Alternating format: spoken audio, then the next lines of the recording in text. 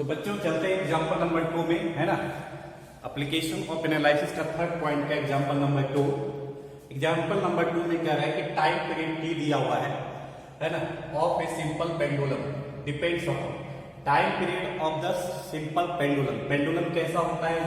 तो पेंडुलम कुछ इस तरह से होता है ना। एक रोप होता है, स्ट्रिंग होता है, राइट। इसका कुछ लेंथ होता है और यहाँ पे एक बॉब होता है जिसका मास m होता है और इसका अगर वेट की बात करें तो mg होता है और ऐसे ये ऑसिलेट करता है। एक बार यहाँ आता है और फिर एक बार यहाँ आता है, right. This is a pendulum, है ना। घड़ी में लगा रहता है, राइट। घड़ी में कुछ घड़ी में पेंडुलम लगा रहता है, ऐसे ऑसिलेट करते रहता है, राइट।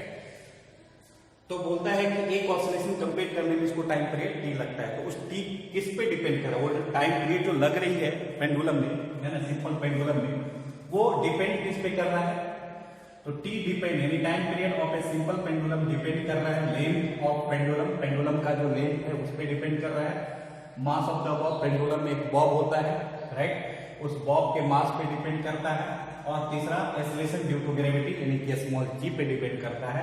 तो बताइए find the expression of T, मतलब टाइम पीरियड का एक्सप्रेशन क्या होगा, राइट। तो सॉल्यूशन पे चलते हैं।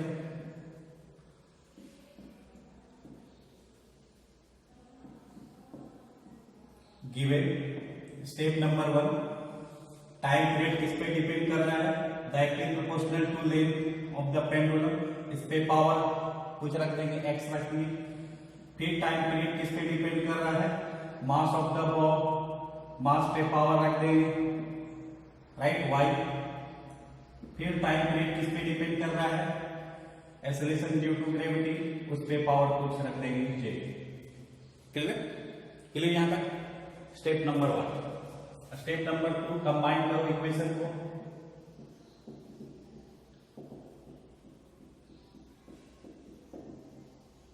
अब तीनों इक्वेशन को क्या करेंगे? Equation number first, equation number second and equation number third, तीनों को क्या करेंगे? कंबाइन करेंगे, है ना। This is step number 2। Clear? Combine करो। Time period directly proportional to length पे पावर x, मास पे power y and acceleration due to gravity पे पावर v। क्लियर? अब क्या करूं? प्रोपोर्शनल साइन को हटा दो, इसके बदले में क्या होगा? यहाँ पे कांस्टेंट होगा, l पे पावर x, m पे पावर y एंड g पे पावर z। कि हमारा कैसा होना चाहिए? कोई भी इसका डायमेंशन, ये हमारा कांस्टेंट होना चाहिए, डायमेंशन लेस कांस्टेंट होना चाहिए, राइट। कैसा constant?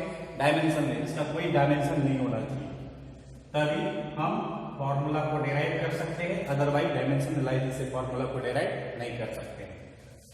Dimension less constant. Clear? ये k का वैल्यू कैसा होना चाहिए? डायमेंशन लेस कांस्टेंट होना चाहिए।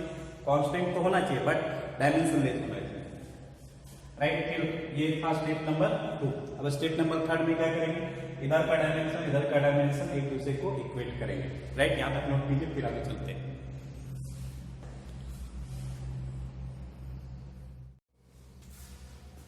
अब क्या करेंगे? Step number 3, left hand side dimension of left hand side equal to dimension of right hand side. Equate करेंगे। Dimension of left hand side क्या है? टाइम पीरियड टी था, राइट। ये था ना जी, टी डेक के एल पे पावर x, एम पे पावर y एंड जी पे पावर j। तो लेफ्ट हैंड साइड केवल टाइम पीरियड टी है, तो डायमेंशन क्या होगा? m पे पावर 0, l पे पावर 0, t पे पावर 1। बताओ राइट हैंड साइड क्या है? k। राइट हैंड साइड ये है, k हमारा क्या है? कांस्टेंट। ये डायमेंशन लेस, केवल बचेगा क्या? लेंथ का डायमेंशन l पे पावर x। फिर m क्या है? मास का डायमेंशन कैपिटल M, इस पे पावर y। और g क्या है? एक्सेलरेशन का डायमेंशन l, t पे पावर -2, इस पे पावर z। क्लियर? कोई दिक्कत?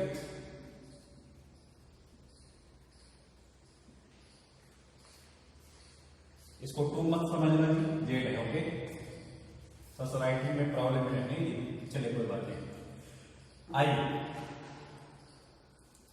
अब क्या करेंगे, एम को सेपरेट इधर कर लेंगे और इधर भी कर लेंगे। इधर सेपरेट कर लेते हैं एम को, तो एम पे पावर क्या होगा 0, एल पे पावर क्या होगा 0, टी पे पावर क्या होगा 1। कोई दिक्कत?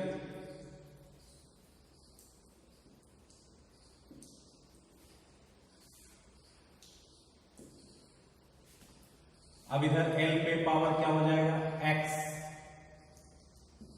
और क्या होगा, देखो एल यहां 2 टाइम्स है, यहां पे भी है यहां पे भी है।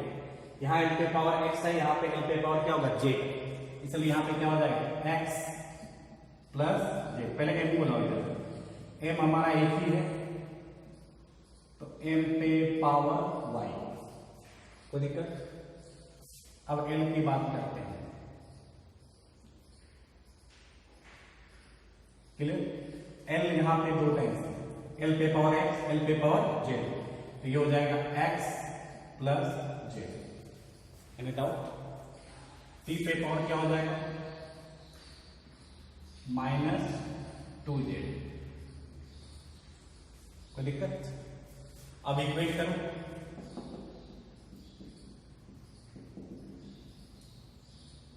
इक्वेट करो, m पे पावर 0, यहाँ m पे पावर है, m को इक्वेट करो, y इक्वल टू क्या निकला 0, l को इक्वेट करो, क्या निकला x प्लस z इक्वल, यहाँ पे l पे पावर 0, यहाँ l पे power x plus z equal to 0। t को इक्वेट करो, यहाँ पे 1 है, वहां पे -2z है, राइट? तो -2z इक्वल टू 1। क्लियर? आया समझ? जेड इक्वल टू क्या हो जाएगा -1/2। जेड का वैल्यू आप पुट करो, एक्स का वैल्यू निकाल जाएगा, right? X plus Z equal to 0। X Z का वैल्यू कितना है -1/2, यहाँ पे पुट करो -1/2 इक्वल टू 0। तो एक्स इक्वल टू क्या निकला हाफ, वाई इक्वल टू क्या निकला 0 एंड जेड इक्वल टू क्या निकला -1। अब इस वैल्यू को यहाँ पुट करो, तो time period t equal to क्या आएगा k, x का वैल्यू कितना आया, l पे पावर x है ना जी, x का वैल्यू कितना आया हाफ, यानी l पे पावर क्या हो जाएगा हाफ। m पे पावर y है, y पे पावर क्या हो जाएगा 0। g पे पावर क्या है j, z पे पावर कितना है -हाफ, ये निकला वैल्यू पुट करके, राइट? अब देखो इसको हम लिख सकते हैं k, m पे पावर 0 को 1, यहाँ पे लिख सकते हैं l पे पावर हाफ, और इसको लिखते हैं g पे पावर हाफ। g को इधर ले माइनस है तो नीचे कर सकते हैं, राइट? अब इसी को कंबाइन करके हम लिख सकते हैं k, दोनों पे पावर हाफ हाफ है तो कॉमन पावर ले लेंगे, हम इसको लिखेंगे l/g पे पावर हाफ। इसी को और एक तरीके से लिख सकते हैं कि l/g अंडर रूट, लिख सकते हैं, राइट? l/g को अंडर रूट l/g लिख सकते हैं। क्लियर? अब यहाँ पे देखो k का वैल्यू क्या, डायमेंशन एनालिसिस से जो k का वैल्यू है हम नहीं निकाल सकते, इसको एक्सपेरिमेंटली निकाला गया है ना। तो time period equal to k का वैल्यू निकला 2π, राइट? k का वैल्यू क्या निकला 2π, और यहाँ पे 2π वैल्यू पुट कर दिया, तो फॉर्मूला हो गया l/g। Time period of the pendulum equal to 2π under root l/g। ये एक्सपेरिमेंटली k का वैल्यू निकाला गया, राइट? डायमेंशन एनालिसिस से नहीं निकलता है। क्लियर? चलिए नोट कीजिए, आगे चलते हैं।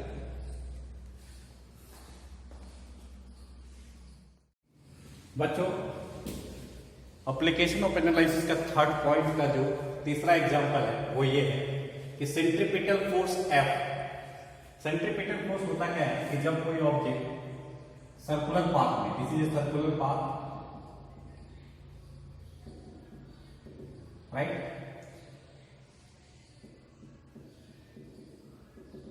तो इस सर्कुलर पाथ पर अगर कोई ऑब्जेक्ट है जिसका मास m है और वो एक कांस्टेंट वेलोसिटी से, किस वेलोसिटी से कांस्टेंट वेलोसिटी से, r is the radius of the circle, एक ऑब्जेक्ट है जिसका मास m है और वो कांस्टेंट वेलोसिटी से इस पाथ को मूव कर रहा है। कौन सा पाथ? सर्कुलर पाथ, जिसका रेडियस कितना है? r है ना। तो जब ये सर्कुलर पाथ में मूव करती है तो इसके सेंटर की ओर एक फोर्स लगता है जिसको सेंट्रीपिटल फोर्स कहते हैं, है ना। तो ये सर्कुलर पाथ में कोई ऑब्जेक्ट तभी मोशन कर सकता है जब उसके उस ऑब्जेक्ट के द्वारा सेंटर पे हमेशा एक फोर्स लगती रहे। कौन सा फोर्स? सेंट्रीपिटल फोर्स, है ना। समझ में आ रहा? तभी वो सर्कुलर पाथ में मूव कर सकता है, अदरवाइज नहीं कर सकता है। क्लियर?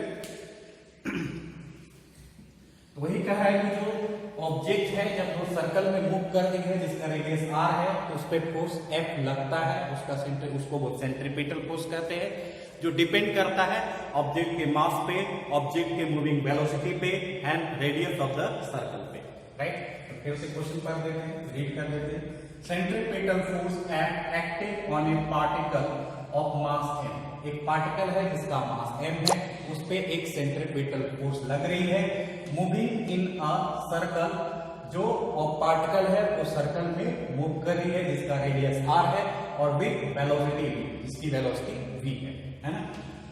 और ये जो सेंट्रीपिटल फोर्स है वो डिपेंड किस पे कर रहा है? पार्टिकल के मास पे, पार्टिकल के वेलोसिटी पे and radius of the circle पे। तो बताइए इसका एक्सप्रेशन, मतलब सेंट्रीपिटल फोर्स का एक्सप्रेशन क्या होगा? तो स्टेप नंबर 1, स्टेप नंबर 1, जो फोर्स जिस पे डिपेंड है वो लिख लो। सेंट्रीपिटल फोर्स किस पे डिपेंड करता है? मास ऑफ द पार्टिकल, उस पे पावर कुछ ले लो। सेंट्रीपिटल फोर्स किस पे डिपेंड है ना जी? सेंट्रीपिटल फोर्स किस पे डिपेंड है? तो वेलोसिटी, वेलोसिटी पे पावर कुछ ले लो। सेंट्रीपिटल फोर्स किस पे डिपेंड है? सर्कल के रेडियस पे, उस पे पावर कुछ ले लो, है ना। This is equation number first, equation number second, equation number third, है ना। फिर step number 2, combine the equation, combine करो तो फोर्स इक्वल टू क्या आएगा?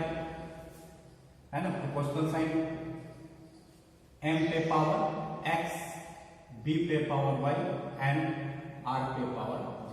प्रोपोर्शनल साइन को हटा दो, उसके बदले में क्या होगा? डायमेंशनलेस कांस्टेंट, m पे पावर x, b पे पावर y एंड r पे पावर j। के हमारा क्या होगा? Dimensionless constant. अब step number 3, left hand side का डायमेंशन, राइट हैंड साइड का डायमेंशन लिख लेंगे, फिर मास लेंथ टाइम को इक्वेट कर देंगे, पावर का वैल्यू आ जाएगा, फिर वैल्यू पुट कर देंगे, इसमें फॉर्मूला आ जाएगा। क्लियर? चलिए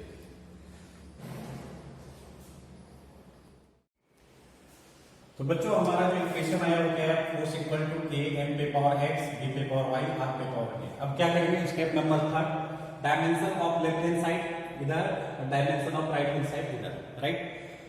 force, dimension of left side force है, फोर्स का डायमेंशन लिखिए। राइट हैंड साइड का डायमेंशन लिखेंगे तो k का डायमेंशन क्या होगा? डायमेंशन लेस, क्योंकि कांस्टेंट है। m का डायमेंशन होगा मास, है ना, मास पे डायमेंशन, मास पे पावर x। b क्या है? वेलोसिटी, वेलोसिटी का डायमेंशन है t पे पावर -1 पे पावर y, और r क्या है? रेडियस मतलब लेंथ, l पे पावर j। अब क्या करेंगे? m को सेपरेट इधर और m l t को सेपरेट इधर, m l t को सेपरेट इधर कर दिए, राइट। तो ये m पे पावर 1, l पे पावर 1, t पे पावर -2, इधर m पे पावर x हो जाएगा, l t पे पावर -1, l यहाँ 2 टाइम्स है, l l यहाँ l पे पावर t है, यहाँ पे l पे पावर y है, यहाँ पे j, यहाँ पे y, इसलिए l इक्वल टू क्या हो? y plus j, and t पे पावर क्या हो जाएगा? -1। अब m को l के साथ इक्वेट किए तो m के साथ इक्वेटिंग किए, x का वैल्यू क्या आया? 1, l को l के साथ इक्वेट किए, इधर 1, उधर y plus z equal to 1। फिर t को t के साथ इक्वेट किए तो यहाँ -2, यहाँ पे -1, तो -y equal to -2, y equal to 2 का वैल्यू यहाँ पुट किए y की जगह, तो z का वैल्यू आया -1। इस तरह से हमारा जो x y z का जो वैल्यू आया वो क्या आया? x का वैल्यू आया 1, y का वैल्यू आया -1 एंड सॉरी y का वैल्यू आया 2 एंड z का वैल्यू आया -1। क्लियर?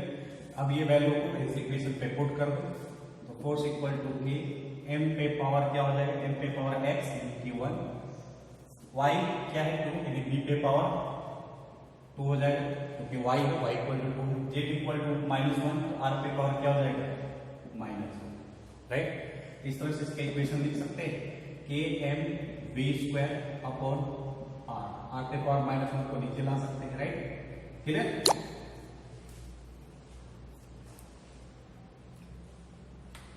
समझ में आएगा। तो यहाँ पे हम k का वैल्यू भी निकाल सकते हैं डायमेंशन मेथड से, एक्सपेरिमेंट की x का वैल्यू, a का वैल्यू क्या निकाला गया